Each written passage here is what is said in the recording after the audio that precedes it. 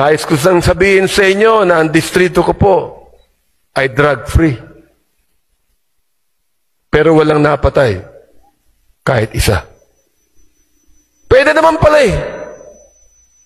Pwede naman pala na ang isang syudad, ang isang bayan, ang isang distrito, pwedeng mawala ang drugs na hindi mo kinakailangan pumatay.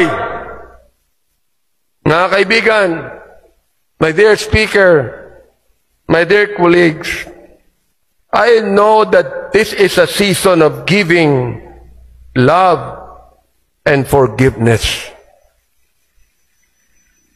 And may this also be a season of healing, but never giving up on justice and truth. Maraming salamat po at maligayang